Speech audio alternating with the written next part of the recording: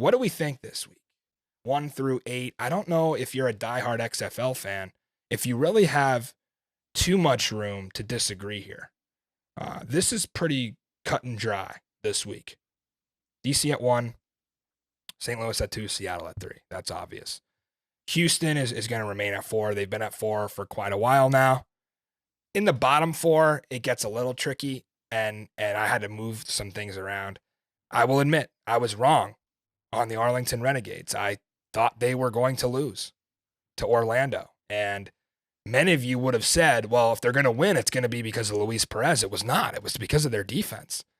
And to me, Orlando wanted to fight off being that flash in the pan, right? They wanted to come out and show people that they were a legitimate team and could possibly make a playoff push down the stretch. We were convinced, Zook, that they might be that, and they're just not. They went right back to old Lando, which we talked about in the show, and because of it, I can't put them above San Antonio, who took Houston right to the wire. So Orlando back at 8. Vegas just continues to be that team that, where would they be if they were in the XFL South? Would they be 4-4 right now instead of 2-6? Doesn't matter, but they'll get a big shot coming up here against Houston. And then, San Antonio and Orlando are going to play this week. Who knows? That's going to be a big stay away. I wanted to talk, Zook, a few things about the tiebreaker here before we move on to our best bets.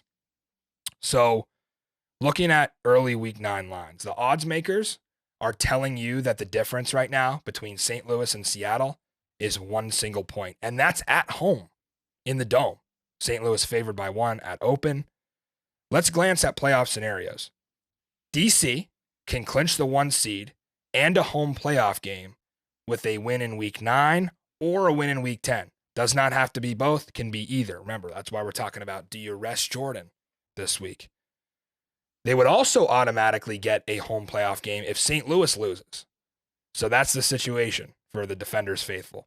Moving on to the more relevant one, Seattle and St. Louis in the North. If the Battlehawks win, they will clinch a playoff berth. So they're going to need 45,000 in the Dome. This is a huge game.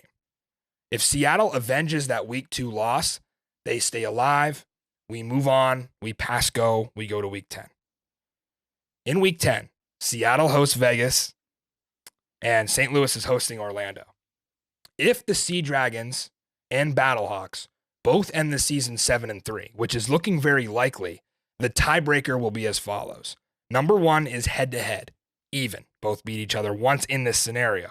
Number 2, win-loss percentage in division games, even.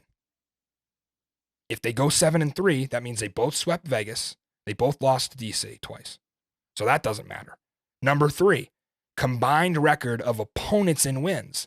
That's even because they all beat the same teams. They both beat the same 7 teams. Number 4 would be point differential. Points scored versus points allowed. Who has more? We went into Matty Fresh stats and info and dove in here to find this one for you. After week 8, the Battlehawks have scored 180. They've given up 144. That's plus 36 on the point differential. Sea Dragons have scored more points, 185, but they've given up more, 156. They're at plus 29.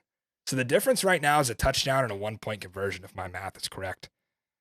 Picture this, guys. If Seattle beats St. Louis, it's not going to be just about winning in week 10. It's going to be playing your best game and trying to beat the brakes off of Vegas and Orlando. And St. Louis gets to play Saturday at noon in week 10, where Seattle will have to wait until Sunday at 9 o'clock Eastern, 6 o'clock Pacific. So you got to play your best game down the stretch here. And remember, again, this is not total points scored. It's point differential that matters. We have to mention the South. Houston.